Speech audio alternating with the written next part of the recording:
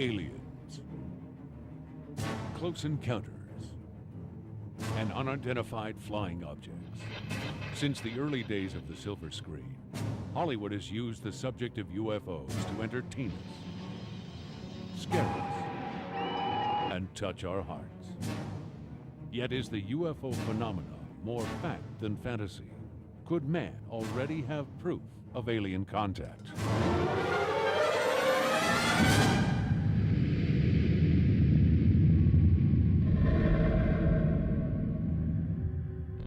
From the beginning and throughout the ages, man has pondered the meaning of his existence.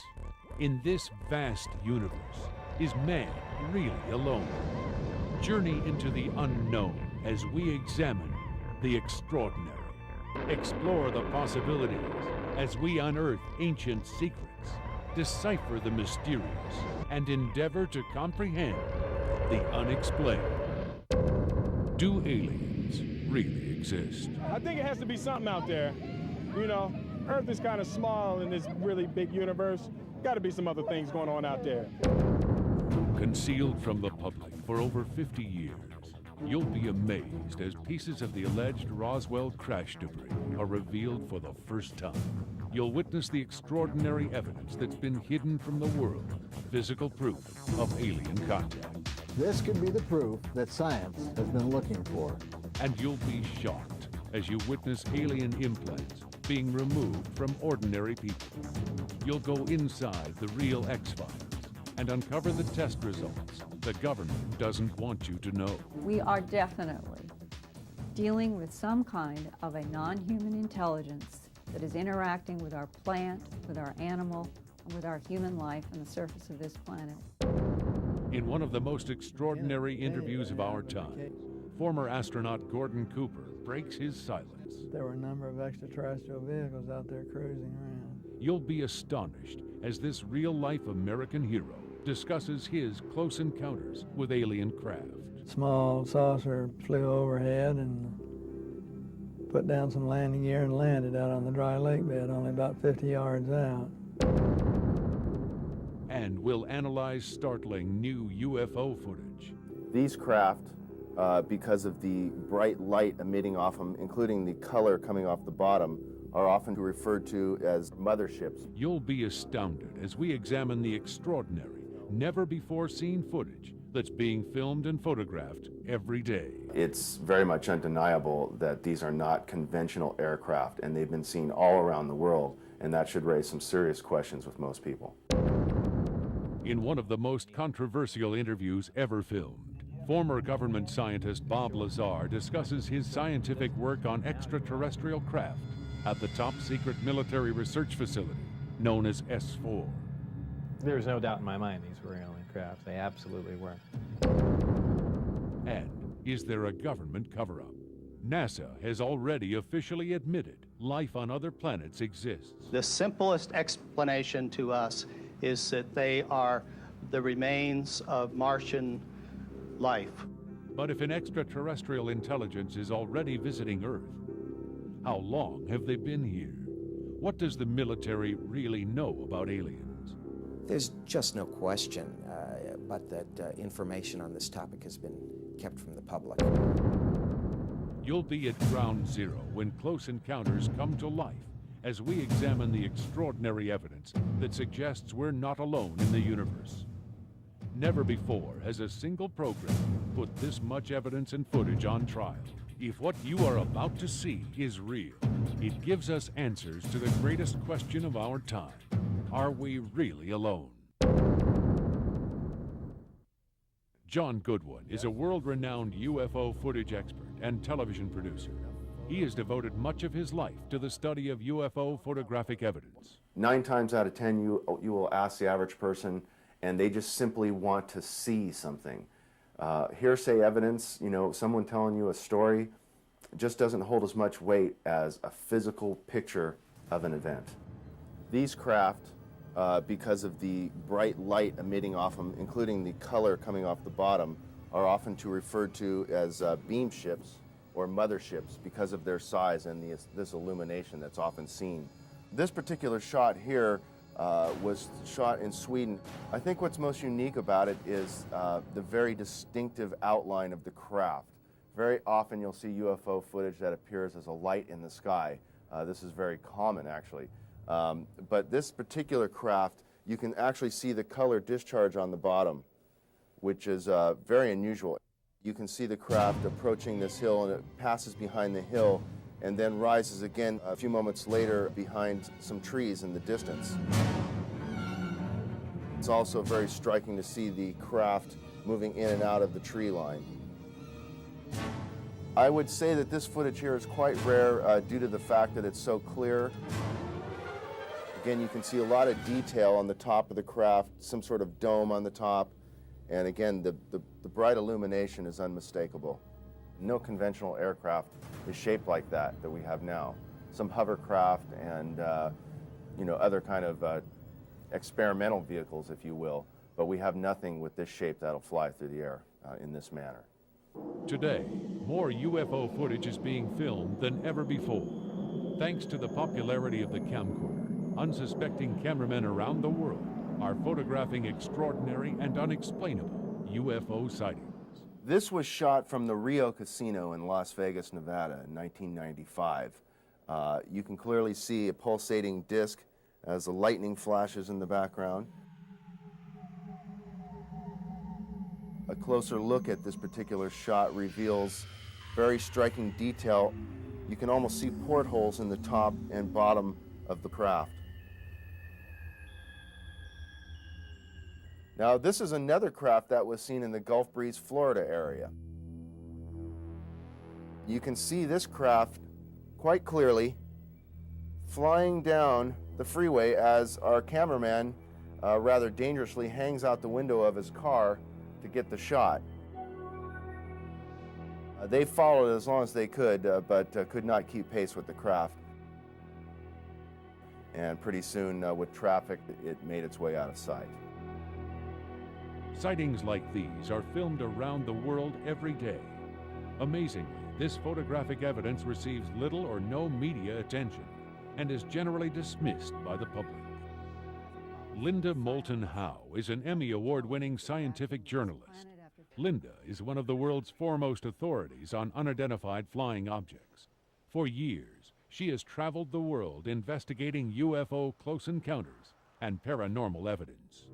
Linda helps explain why sightings like these receive little, if any, public attention. How do people who have to get up in the morning, go to work, come home, cook dinner, raise kids, and take care of pets, and get to bed and get up in the morning, how can they possibly see that there might be something else really important that they should be paying attention to? It's kind of around the fringes. They hear about it every now and then, but they put their hands up and say, well, but what relevance is it to me? Unfortunately, there are many societal taboos concerning even discussing it out in the open. I think that needs to change. We need to have a lot more communication, discussion with one another about the evidence that exists, and maybe we can get to some conclusive answers. In the late 1950s, America entered the space race. NASA selected 7 test pilots to become the first astronauts in history. Major Gordon Cooper was one of the men chosen for the Mercury space program. His historic flight aboard Faith 7 lasted a record 34 hours, and he became the first man in history to orbit the planet 22 times. 3, 2, 1, 0, liftoff.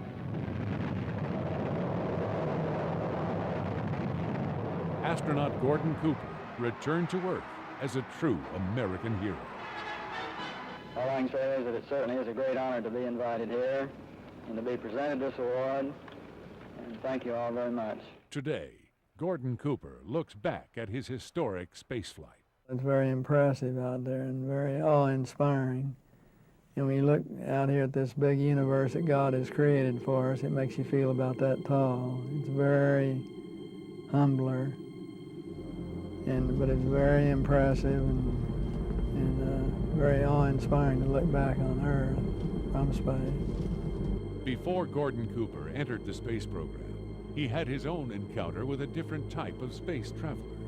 While flying over Central Europe, his fighter squadron came upon a formation of UFOs. There were a number of extraterrestrial vehicles out there cruising around, flying the same kind of formation we fly in our fighter. They didn't have wings, they were saucer-shaped, and we never could get as high or as fast as they were, so to really positively identify them, but they were metallic looking and saucer in shape. And they could do a few maneuvers that we couldn't do in an airplane, like just horizontally displace themselves rapidly. Be flying along and just move over rapidly. Gordon Cooper's UFO sighting wasn't his only close encounter. In 1958, he was working as a project manager at Edwards Air Force Base in California. I had a film crew working for me on a project I was doing to put a precision landing system in on the edge of the dry lake bed. And they were filming the various stages of the installation. And a small saucer apparently flew overhead and put down some landing gear and landed out on the dry lake bed, only about 50 yards out. And these were old pro cameramen who were used to flying in all kinds of vehicles to take all kinds of pictures. And so they picked up their cameras and started over toward it, going to get some close-ups. And with that, it lifted up, put the gear back in, and at a very high rate of speed disappeared. So they came in to tell me what happened. I told them to get over to the lab and develop the film immediately.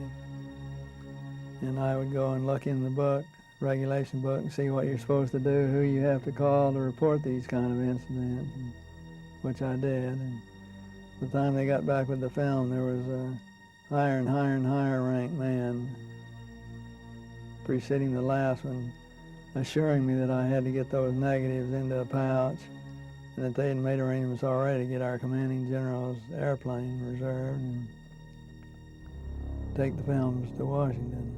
In an effort to organize open investigations of UFO sightings, Gordon Cooper wrote a letter to the United Nations in 1976, appealing for assistance. His letter stated, these are extraterrestrial vehicles visiting from other planets.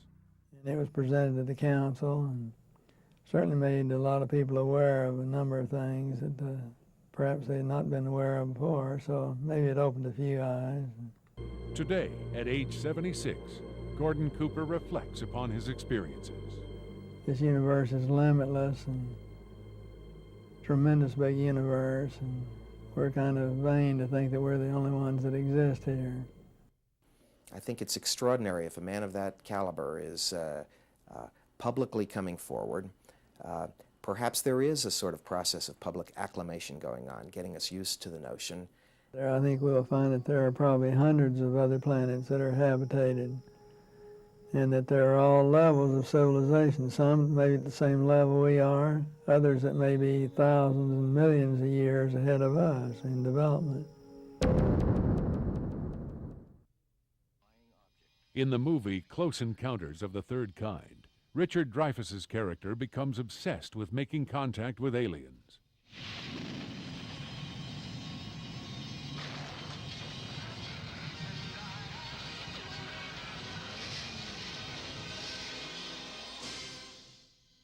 In a rare interview from the set, a young Steven Spielberg, Richard Dreyfuss, and government UFO researcher Dr. J. Allen Hynek explain the terminology of close encounters.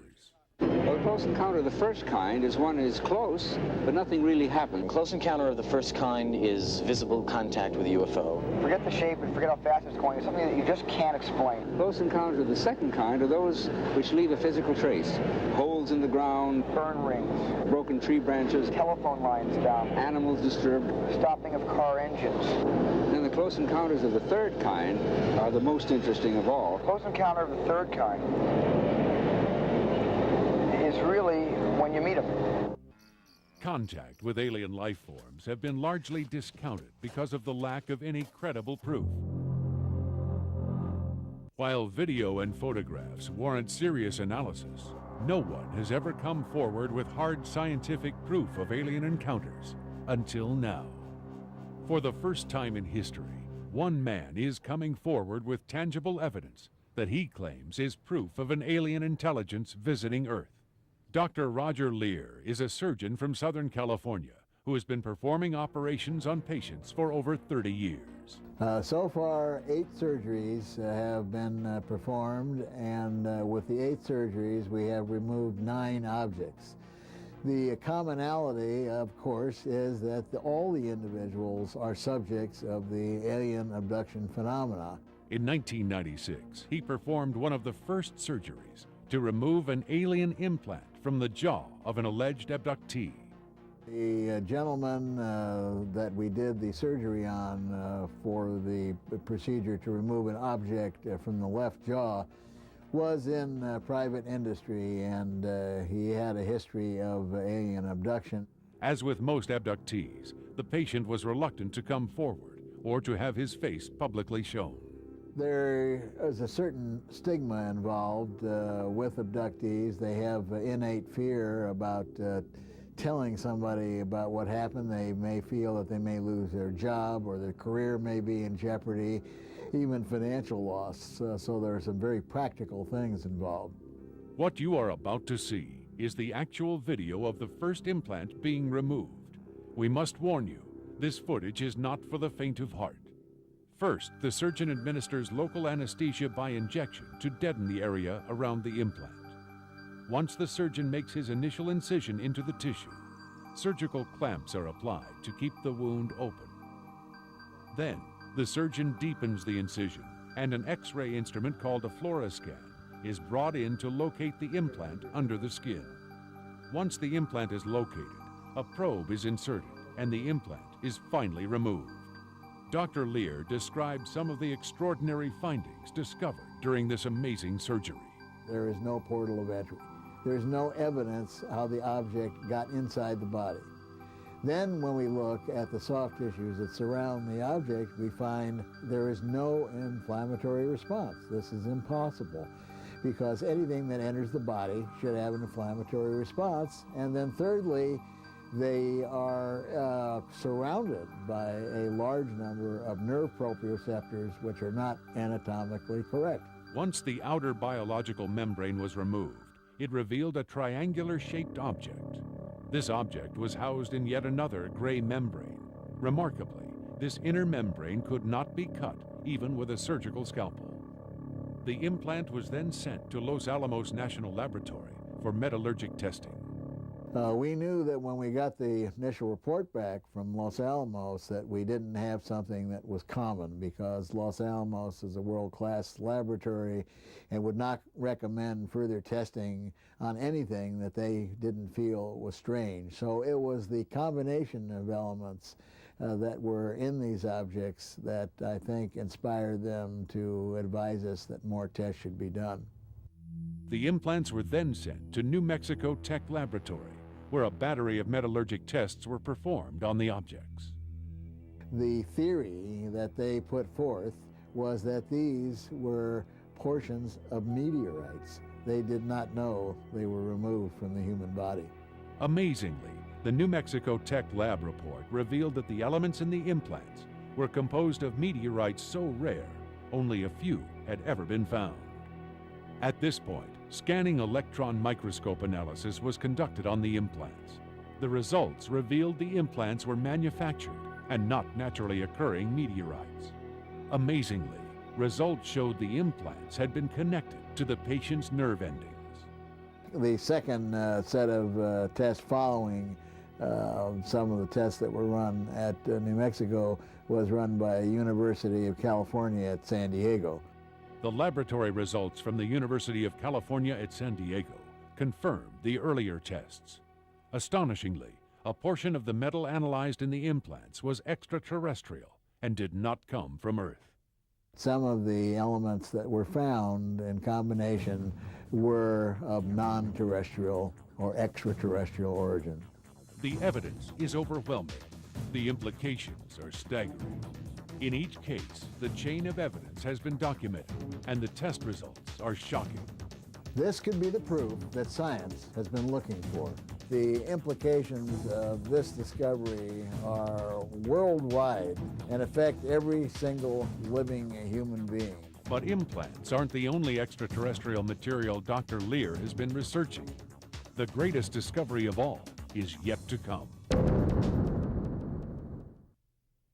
In the classic film War of the Worlds, a flying saucer crash lands in the remote countryside. The military quickly converges on the crash site to investigate. Could this happen in real life? According to some, it already has. The Roswell incident is unique among all of the historical UFO incidents because it's the one time that the U.S. military formally announced that they had captured a crashed flying saucer. In 1947, the military issued a press release confirming the recovery of a crashed UFO. News of the incident traveled around the world, but the very next day, the military said what crashed was actually a weather balloon. The July 1947 Roswell story is probably the most prominent in this phenomena of clear cover-up. The weather balloon story today is not acceptable. People who were there have said that it was a lie. The highly publicized Roswell case has sparked an avalanche of controversy. Today, all that remains is speculation and the official military denial. Two flying saucers had a mid-air collision. One kind of exploded and fell on the Brazil Ranch, 85 miles northwest of Roswell. The other one made it down sort of to the plains of St. Augustine. A witness says there was a gash in the side that looked like two parentheses face to face, which sounds like two saucers hitting each other like this. All the residents of Roswell now today, they don't even want to think about it anymore. It's just like over-saturated with this, you know? After a while, you just get burned out on it. But everybody knew something went down. It's just we can't prove it. We go back to, okay, where's the evidence? What you are looking at may be one of the most significant discoveries of our time. According to several scientists, it is an actual piece of the Roswell craft. The Roswell material originally came from a gentleman who was alleged to have been at the Roswell crash site. This material has been kept secret for over 50 years and is now being shown to the public for the first time. The Roswell piece has very interesting physical properties. If you hold it and you just lower a small portion of it into cold liquid, such as ice water, the piece that you're holding onto will get so cold it'll start to burn your fingers and you have to drop it. The opposite is also true. If you just lower the piece into a liquid, which is the temperature of tea water, it becomes so hot that you can't hold it and you have to drop it. Some of the tests that were run on the Roswell piece showed that it was not only manufactured but subjected to tremendously high heat, hotter than that of the heat produced by the sun, and very possibly in a hydrogen atmosphere. Independent laboratories conducted a multitude of tests on the Roswell material. The tests were performed to determine the atomic composition and planetary origin. The final results were obtained from the University of California at San Diego. Astonishingly, all of the elements in the Roswell material were extraterrestrial and could not have come from Earth. When I saw that the results showed that the extraterrestrial isotopic ratios were of the abundance that they were in this piece, I was absolutely flabbergasted. All of the Roswell piece was extraterrestrial in nature. Once and for all, we have physical evidence that shows that we have been visited by extraterrestrial beings. Over 60% of the population believes aliens exist. I would be very sad if I thought there was no one out there but ourselves. But not everyone agrees. I mean, if I was asked, do you believe in aliens, I would say no. Do you believe in the possibility of it? I would say yes. Yet 1 out of every 12 people believes they've had a close encounter with a UFO. But no one has claimed to ever have first-hand experience with extraterrestrial craft. Until now. Bob Lazar is a former government scientist who claims he was hired by the military to back-engineer the propulsion system of an extraterrestrial craft. In what may be one of the most revealing interviews ever filmed, Lazar candidly discusses his classified work at the top-secret research facility, S4. I was hired to replace one of a couple people that were killed while working on one of the reactors from one of the crafts. Apparently they, for whatever reason, cut open an operating reactor and the device exploded, killing both of them. The S4 facility is an area just off the Papoose lake bed, dry lake bed. It consists of 9 hangars. The hangars have sloped doors on them with a sand texture coating. The first disc I saw, I believe it was the second, or I think it was the third time I was up there. Upon seeing it, it struck me that, well, this explains all the UFO sightings. Not thinking that it was an extraterrestrial craft, that this must have been some advanced form of fighter that we've been working on for years, and people have just caught it being tested, so on and so forth. And it never even occurred to me, even though I was looking at an extraterrestrial vehicle, that this wasn't man-made. I only witnessed one test flight up close, officially. That I was just inside the hangar. It was a low-performance test. The craft lifted off the ground, virtually noiseless, other than a small corona discharge on the bottom of the craft, indicating the presence of high voltage. That dissipated at about 30 feet, and it stood there completely silently, and moved over to the left and to the right, and sat back down. That was the entire test. It probably really hit me when I got inside the craft and looked around and began to understand how the craft was operated, and finally grasped the whole project as a whole, as what we were doing, the fact that we weren't building this thing, we were trying to find out how it was made. We were back engineering it. As early as the 1950s, the government publicly acknowledged they were researching the UFO phenomenon in order to gain a technological advantage. A squad of 20 fully equipped Marines board the flying saucer. A preview of what may be the all-purpose vehicle of the future. I give everything nicknames there. The one I worked on was kind of sleek looking, and I gave it the name the Sport model. There was one that looked like a Jell-O mold. There was one that looked like a top hat. Extraterrestrial craft, like the ones Lazar witnessed at S4, have been filmed and photographed around the world. In 1991, this footage made worldwide headlines. These 2 discs were videotaped in a suburb outside Ottawa, Canada. Both UFOs landed in a vacant field across from the photographer's house. This videotape became known as the Guardian footage. Again in 1991, screaming eyewitnesses prompted a tourist to take this picture from Manhattan Island in New York. The disc emerged from the river and quickly flew off. Another craft was photographed rising out of the water in Australia. Before it flew away, it docked with a smaller, dark UFO. A similar dark object was photographed in Denver. Startled eyewitnesses snapped this picture from a neighbor's backyard. In Peru, a hiker took this photograph of 2 discs as they hovered overhead for several minutes.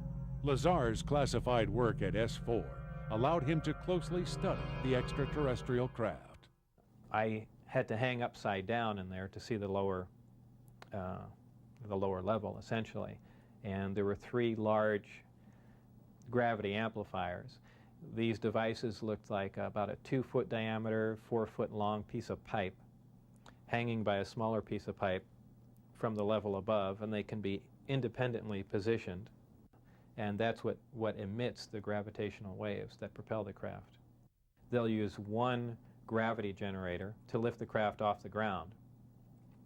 And as opposed to what we're used to, for instance, a plane, once it's in the air, we envision thrust or some force coming out the back of it to push it forward. The crafts work completely opposite of that. What they do is once they're hovering in the air, they'll swing the 2 remaining gravity generators up in front of them and create a distortion, essentially a downhill, and the craft rolls downhill for infinity. It's always chasing a little distortion. Unidentified craft have been filmed and photographed flying around the world in radically different positions. Lazar explains. Essentially, the craft will tilt up on its side, focus the 3 gravity generators to a single point, and move through space that way. Lazar helps explain why UFOs have been videotaped flying in seemingly erratic patterns. Moving around the source of gravity is a problem to a disk because it's interference, essentially. That's why they look goofy when they fly around at low speed. The gravity field around the Earth is not completely constant and stable, depending on the minerals and density of the Earth underneath it. The gravity will vary somewhat, and you will get odd movements of the craft. So its low-speed mode is kind of unstable for the most part. In 1978, this UFO footage was taken by a New Zealand film crew. When the footage was enhanced, the craft appeared to have two portals and a rim around the center. The object was moving at such high speed, it left this track on a single frame of film. Photographic analysis revealed the craft was moving at 6,000 miles per hour. No conventional aircraft can maneuver at this speed. Just because you can visually see, either with the eye or on radar, a craft moving at 7,000 miles an hour and making a 90-degree turn doesn't mean that's what's happening. Don't forget, again, that the craft is distorting space and time, so your eyes are fooling you. I mean, the craft does not necessarily have to be moving like that. People wonder how a craft like this can make a turn at such high speed, a 90-degree turn, when they would imagine people slamming up against the wall or something to that effect. Well, that really wouldn't happen. Inertia would have no effect. You're in a distortion, and don't forget that gravity distorts time and space, so really nothing is going to influence you while you're in there. One thing most close encounters have in common is light. UFO sightings usually appear as lights in the sky, or the craft appears to glow. Lazar explains this aspect of the phenomena. If you were going to see one of these crafts at night operating, it would appear really as a glowing ball or just a bright light in the sky from a distance. Even close up, you'd see a glowing halo around it. What you're dealing with is a high energy source in essentially a gas atmosphere, oxygen, nitrogen. And when you apply enough energy to a gas molecule, they emit photons, they emit light. It's really a byproduct of how the craft operates. When it's emitting that much energy, the gas surrounding the craft emits light, the same reason why lightning is visible. You have a huge electrical discharge, and the gas emits light in the form of lightning. Obviously, the ET craft do exist. Something had to build them, so there must be aliens. And since there are, and the craft are there must be some sort of factory and an entire civilization somewhere. And if in fact that is true, and it apparently is, then there must be others. The most common UFO sightings are of a disc or saucer-shaped craft. But not all UFOs fit this description. Different sizes and variations of craft have been photographed and filmed around the world. These craft are often referred to as probes. They seem to appear and hover for hours to several days at a time.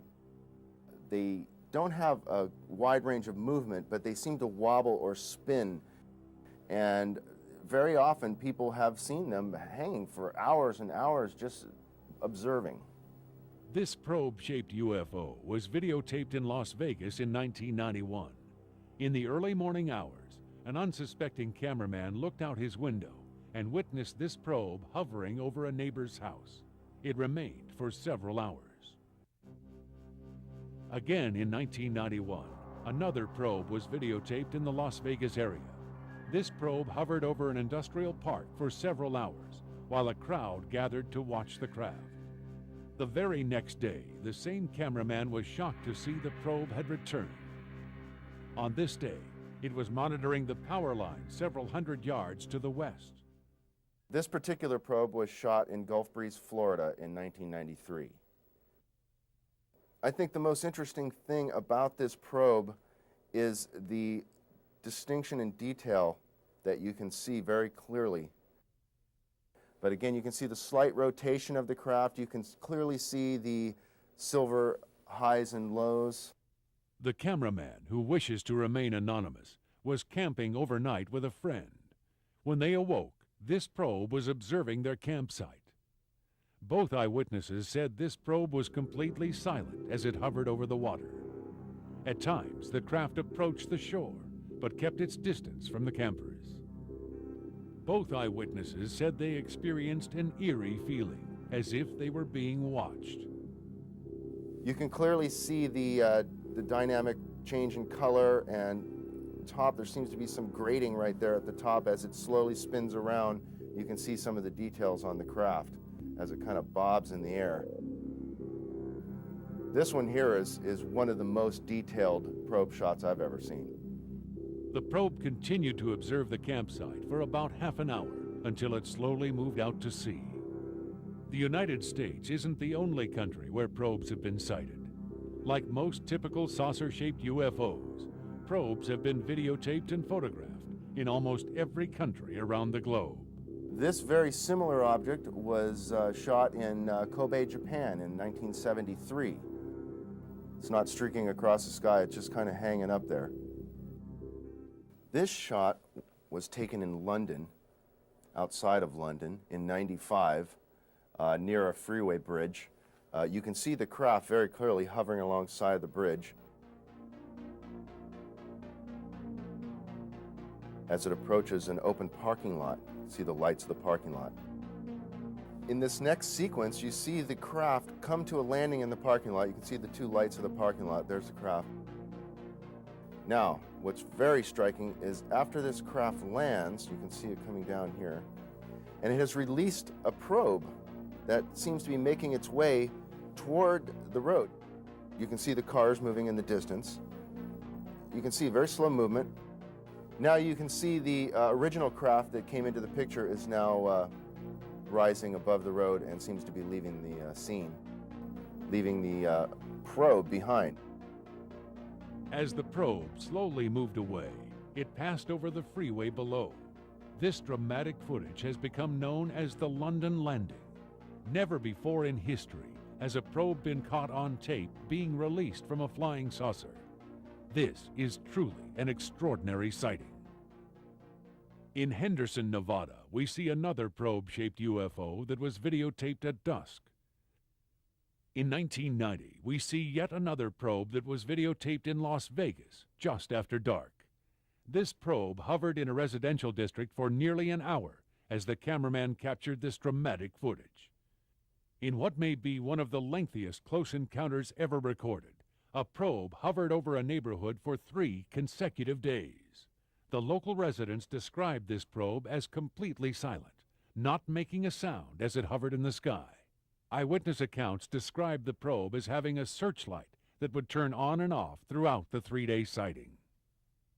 It took 2 days of repeated calls from the local residents to the sheriff's office before a deputy was sent to investigate. To this day, no record of the sighting is on file with the sheriff's office. Now this is a very striking probe shot. You can see the probe slowly descend down to the water, and it seems to just hover right above the surface. You don't see any movement on the water. The craft is clearly right above. You can see a slight shadow down here. And then the craft slowly kind of rises up and departs the scene. Since the 1940s, Hollywood has portrayed the typical alien craft as a disc or flying saucer. But not all UFOs look like the classic disc-shaped craft or cylindrical probe. UFOs have been photographed in all shapes, sizes, and colors. However, a large majority of sightings fall into this last category. UFOs, as we can see, come in many different sizes and shapes. Obviously, the classic round saucer shape is the most known.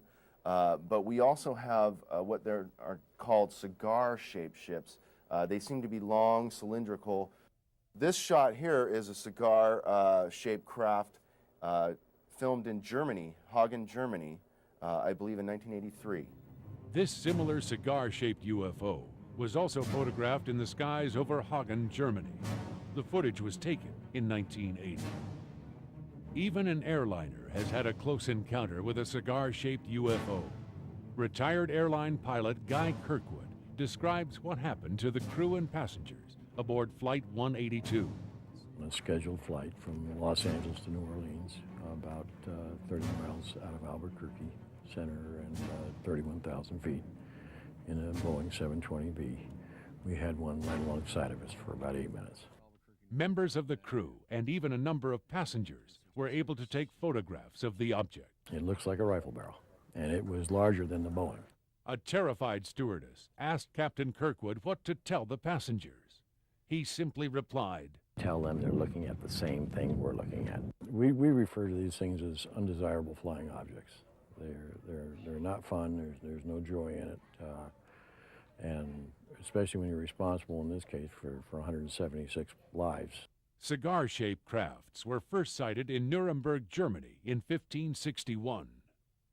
In 1990, crowds gathered in Krasnodar, Russia, to watch this cigar-shaped UFO as it hovered over the city for several hours. Another cigar-shaped UFO was filmed in Rhode Island in 1967. This shot, taken by George Adamski in 1952, clearly shows the larger ship with many smaller ships hovering about it. It's very unique to note the dark, shadowy effect of the larger ship and the very luminescent, bright color coming off the smaller ships. Recently released film clips from NASA have revealed very, very unusual objects that have been filmed and photographed over the years. NASA's official policy is that it is not engaged in any UFO research. But NASA's own footage vaults reveal that practically all of the early Gemini and Apollo missions encountered UFOs.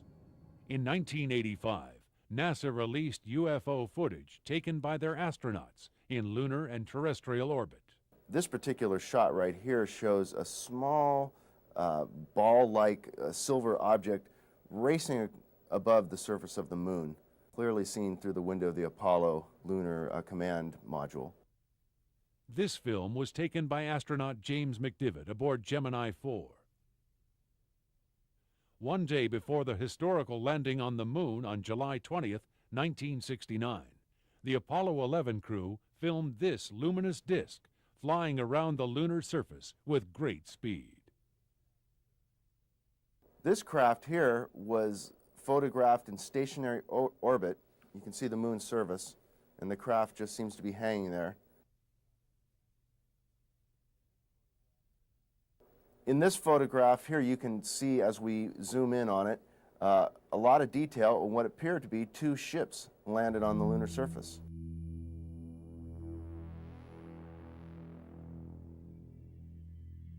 Despite NASA's official position, many astronauts have spoken privately about their close encounters. James Lovell, Deke Slayton, James McDivitt, Wally Schirra, and others have reportedly had contact with UFOs.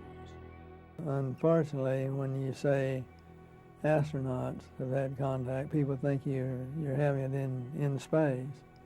In space, to my knowledge, McDivitt was the only one that could be possibly an unidentified object. This is actually a NASA photograph taken by James McDivitt on an early Apollo mission. This is the surface of the moon, and they observed this unusual lighted object in the sky and snapped off a couple of shots.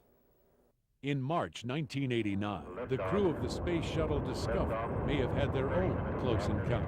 A ham radio operator reportedly picked up the voice of shuttle pilot Colonel James Blaha speaking on a secret NASA channel.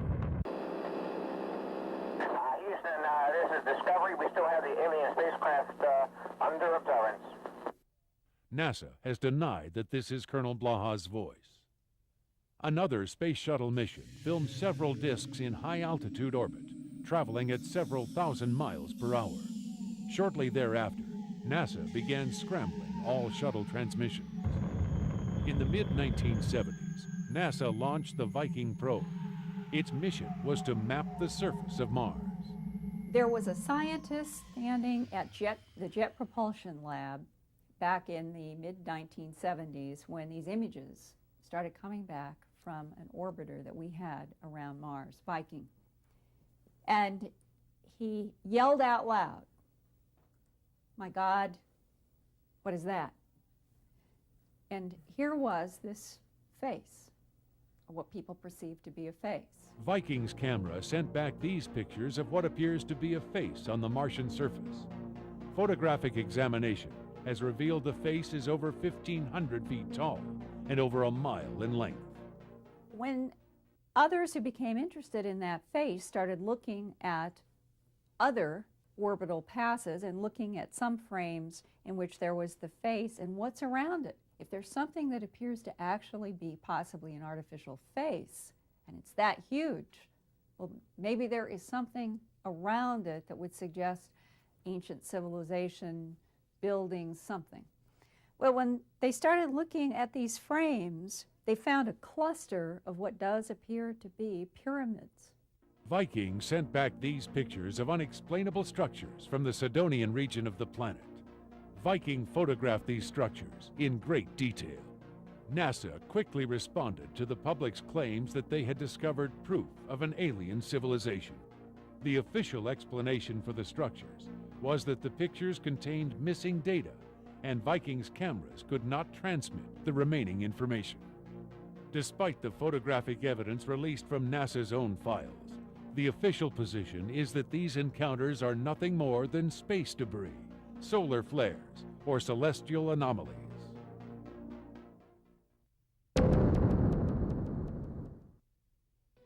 Through the years, Hollywood has fueled our imagination with alien encounters. Movies like Close Encounters of the Third Kind and Aliens have captivated modern audiences, while the classics like War of the Worlds, This Island Earth, and Earth versus the Flying Saucers have entertained generations of moviegoers. But has there ever been a time when science fiction has blurred the lines of reality? I ended up in one of several off-the-record conversations with an alleged government agent. And he said, this may or may not surprise you, but he said, do you remember that feature film back in the early 50s called The Day the Earth Stood Still?